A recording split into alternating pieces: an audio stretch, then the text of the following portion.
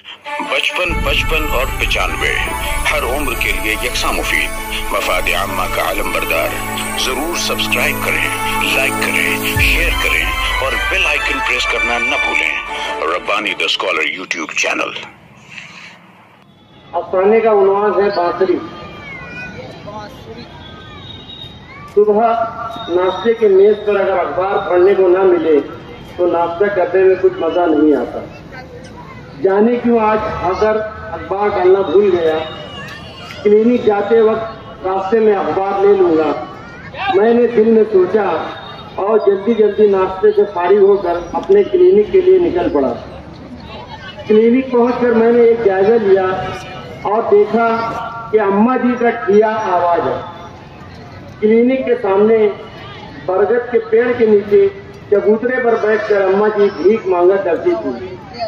पास ही जुम्मन भटियारे का तनूर अब दहकने लगा था। तनूर से निकलती गर्मा गर्म रोटियां और भटियार खाने से अनवा अक़साम के खानों की खुशबू फजा में बिखर गई थी। ग्राहकों की आमद भी शुरू हो गई। यहाँ अम्मा जी को अच्छी खासी भीख के साथ खाने को भी मिल जाता था। अम्मा जी ने जब मुझे देखा तो क्लिनिक में आ गई। बोलो अम्मा जी, तुम्हारी तबीयत को क्या हो गया है, क्या चाहिए तुम्हें? मैंने अम्मा जी की तरफ कुर्सी का इशारा करते हुए पूछा। मुझे कुछ नहीं चाहिए, जो कुछ भी देना है मेरे बच्चे के लिए दे दो, हमेशा की ही तरह दवाएं देना। अम्मा जी ने कहा। मैंने अम्मा जी की तरफ देखा। पोशीदा जिस्म, क्या वजह पेवन लगी साड़ी में मलबूस, फटा मांदा सा चेहरा जिस पर हमेशा एक मुर्दनी सी छाई रहती, जिस्म पर गोश्त कम हड्डियां ज्यादा नजर आती थी। पूरे जिस्म को झुर्रियों ने लपेट रखा था। 65 बरस की उम्र में कमर बिल्कुल झुक गई थी। न जाने कितनी बीमारियां पाल रखी थी, मगर कभी भी अपने लिए दवाएं नहीं मांगी, सिर्फ अपने बच्चे के लिए ही दवाएं मांगा करती थी। गुज़िश्ता 10 वर्षों में सिर्फ एक बार जब उनकी आंखों में मोतिया उतर आया था, मुझसे जिद करके मेरे एक दोस्त सर्जन से अपनी आंखों का ऑपरेशन करवाया था। मुझे याद है, तभी उन्होंने आंखों के ड्रॉप, दवाएं और अपने लिए चश्मा बनवाया था। ठीक है अम्मा जी, आप बरामदे में जाकर बैठे, मैं दवाएं देता हूँ। क्लिनिक में अब मरीजों की भीड़ होने लगी थी। मरीजों के मुआयना और इलाज मुआवजे से फारिग होकर मैंने अम्मा जी की जानिब देखा। वो बरामदे में बैठी किसी सोच में गुम थी। अम्मा जी की शख्सियत मेरे लिए एक मुअम्मा से कम न थी। आज मैं अम्मा जी के बारे में बहुत कुछ जानना चाहता था और उनके करीब कुर्सी पर जा बैठा। हाँ तो अम्मा जी, क्या दूं तुम्हें? मुझे कुछ भी नहीं चाहिए, जो भी देना है मेरे बच्चे के लिए दे दो। अम्मा जी ने हमेशा की तरह जवाब दिया। मैंने दवाएं उनके हवाले की और गोया हुआ, मैं हमेशा तुम्हारे बच्चे को बगैर मुआयने के दवाएं देता हूँ। कभी कुछ हो गया तो क्या करोगी? अगली बार उसे मेरे क्लिनिक में लाना होगा, मैं उसका मुआयना करके दवाएं दूंगा, वरना नहीं। अम्मा जी कुछ डर सी गई। डॉक्टर साहब, सच कह रहे हो या फिर यूं ही मजाक कर रहे हो? अम्मा जी की आंखों में एक अनजाना सा खौफ दिखाई दे रहा था। आपने मुझसे एक बार कहा था वो 35 बरस का हो गया है, क्या उसके पाँव नहीं है क्लिनिक में आने के लिए? काम धंधा कुछ करता नहीं, दिन भर घर में पड़ा रहता है, अपनी बूढ़ी और बीमार माँ से भीख मंगवाता है, मुफ्त की रोटियां तोड़ते उसे जरा भी शर्म नहीं आती। मैं निहायत गुस्से में कहता गया। मेरी गुस्सा भरी बातें सुनकर अम्मा जी मेरे करीब आई और बोली, डॉक्टर साहब, ये सच है कि वो 35 बरस का हो गया है, मगर वो यहाँ नहीं आ सकता। पैदाइशी तौर पर दोनों पैरों से माजूर है। मैं भीख मांगकर गुजारा करती हूँ। इस बात की उसे शर्म आती है या नहीं, ये मैं नहीं जानती, क्योंकि वो माजूर होने के साथ साथ पागल और दीवाना भी है। घर जाने पर मुझे बस दीवाना वार तकता रहता है। इतना कहकर अम्मा जी रोहानसी हो गई। मैं भी शर्मिंदा हो गया। किसी के बारे में कुछ भी जाने बगैर गुस्से में क्या कुछ कह गया। अम्मा जी, मुझे माफ करना, मुझसे गलती हो गई, मैंने तुम्हारा दिल दुखाया है। डॉक्टर साहब, इसमें तुम्हारी क्या गलती है, तुम्हारी क्या गलती है? ये तो सब तकदीर का खेल है। मुझे इसका कोई भी मलाल नहीं। अम्मा जी ने अपने आंसू पोंछते हुए कहा, क्या 9 महीने पूरे होने से पहले ही पैदा हो गया था? मैंने कुछ तवक्कुफ के बाद पूछा। मुझे क्या पता? अम्मा जी ने बेफिक्री से जवाब दिया। तुम्हें कुछ पता नहीं, ऐसा क्यों? मैंने दोबारा पूछा। हाँ डॉक्टर साहब, मुझे कुछ भी पता नहीं। वो मेरे पेट से नहीं है, सौतन का बेटा है। अम्मा जी ने एक ही सांस में सब कह दिया और चुप हो गई। मैं हैरत ज़दा होकर उनकी तरफ देखने लगा। सारा मामला मेरी समझ से बाहर था। अपनी पेशा वाराना आदत से मजबूर मैंने अम्मा जी को कुरेदना शुरू किया। उनके पुराने जख्मों की खपली निकलती गई, परतें खुलती गई और जख्म फिर से हरे हो गए। अम्मा जी की शादी हुए बरसों बीत गए, मगर अपने शौहर को औलाद का सुख न दे सकी। बांझ होने का ताना सहती रही। रफ्ता रफ्ता शौहर की मोहब्बत और मुहब्बत में कमी होती गई। बरसों इंतजार के बाद शौहर घर में सौतन ले आया। उस दिन अम्मा जी के ऊपर गमों का पहाड़ टूट गया। सौतन ने आते ही पूरे घर पर कब्जा कर लिया। शौहर बाजू का छोटा सा मकान देकर घर से बाहर निकाल दिया। शौहर ने बाजू का छोटा सा मकान देकर घर से बाहर निकाल दिया। सौतन और शौहर ने अम्मा जी को तकलीफें देनी शुरू की। महज 2 वक्त के खाने और सर छुपाने के एवज घर के सारे काम करना होता था। आखिर एक दिन सौतन का पालना हिल गया। 1 बरस पे ही सौतन ने शौहर को औलाद नरीना का सुख दिया।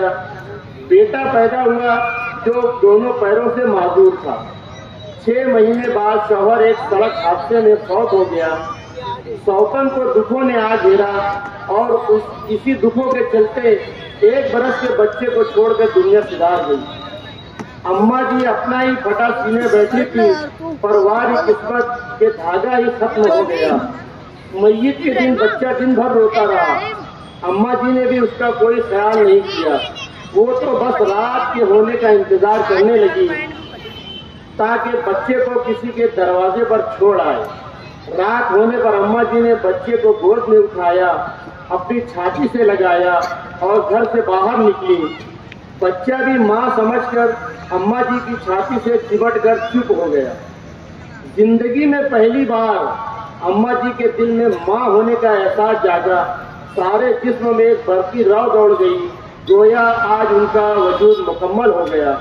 बच्चे को किसी के दरवाजे पर छोड़ आने की बजाय उसके लिए बाहर से दूध लेकर आ गई और सौतेली से सगी माँ बन गई। आज 35 बरस बीत गए। उस माजूर और अपाहिज बच्चे की परवरिश करते करते इलाज और मुआलजे में घर बिक गए, जेवरात बिक गए, मगर बच्चे की हालत यूं की त्यों रही। इस पे कोई भी सुधार नहीं हुआ।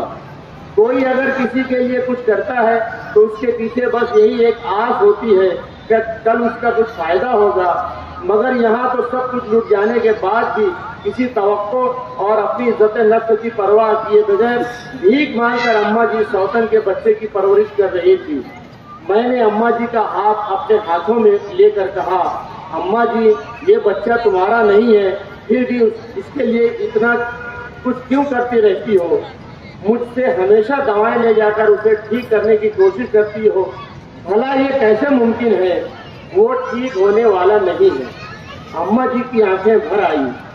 मेरा ही है वो, मेरे शौहर की निशानी। मैं अक्सर सपने में यही देखती हूँ कि वो ठीक हो गया है।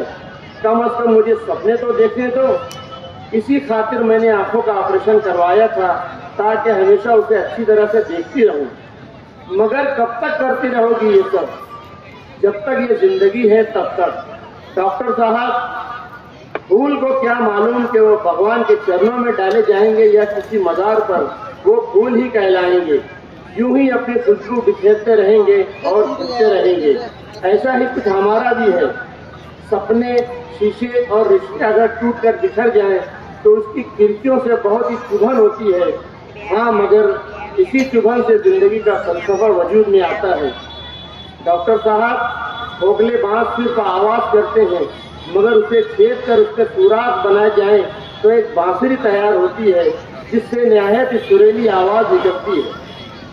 खोखले बांस होने से कहीं अच्छा है कि अपने जिस्म को छेद कर इस पे सुराग करके बांसुरी बन जाए। मेरे तो रोंगटे खड़े हो गए। एक अनपढ़ अम्मा जी मुझ डॉक्टर को अपने तजुर्बात से जिंदगी के वो रुमूज बता रही थी जो मैंने अब तक किसी भी निसाब में नहीं पढ़ा था। अम्मा जी, कहाँ से सीखा है ये सब? मैंने पूछा। डॉक्टर साहब, सीखना नहीं पड़ता, ये जो जिंदगी है आहिस्ता आहिस्ता सब कुछ सिखा देती है। अम्मा जी ने एक हल्की सी मुस्कुराहट के साथ कहा, मुझे तो बस यही फिक्र खाए जा रही है, अगर मैं मर गई तो उसका क्या होगा? वो तो कुछ ही दिनों में अपने आप ही मर जाएगा। अम्मा जी साड़ी के पल्लू में अपना चेहरा छुपाए बिलख कर रोने लगी। दिल में बस अब एक ही ख्वाहिश रह गई है, कहकर अम्मा जी खला में तकने लगी। कैसी ख्वाहिश अम्मा जी? मैंने पूछा। अम्मा जी मेरे करीब आई और कहने लगी, कोई भी माँ ऐसा नहीं कहेगी, बस यही कि वो मुझसे पहले मर जाए।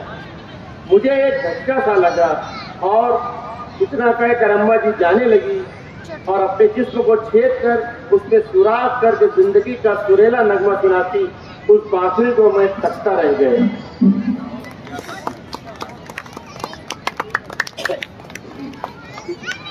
बहुत बहुत शुक्रिया मोहतरम। आइए अज़ीज़ान मोहतरम, अफसानवी इस सिलसिले का आखिरी अफसाना आपके रूबरू पेश किया जाने वाला है। अब तो मैं इसके लिए एक बेहतरीन 55 और 95 हर उम्र के लिए यकसा मुफीद मफाद आम्मा का आलम बरदार। जरूर सब्सक्राइब करें, लाइक करें, शेयर करें और बेल आइकन प्रेस करना न भूलें। Rabbani the scholar YouTube channel. Rabbani the scholar YouTube channel इल्मी, अदबी, दीनी, मिल्ली, समाजी, सकाफती, तहजीबी, फलाही, तिब्बी, फन्नी, माशी, तिजारती, माशरती, इंतजामी, इनकलाबी, तहरीकी, तहकीकी, तकनीकी, तफ्तीशी, तामीरी, तालीमी व मालूमाती यूट्यूब चैनल जरूर सब्सक्राइब करें, लाइक करें, शेयर करें और बेल आइकन प्रेस करें। Rabbani the scholar YouTube channel.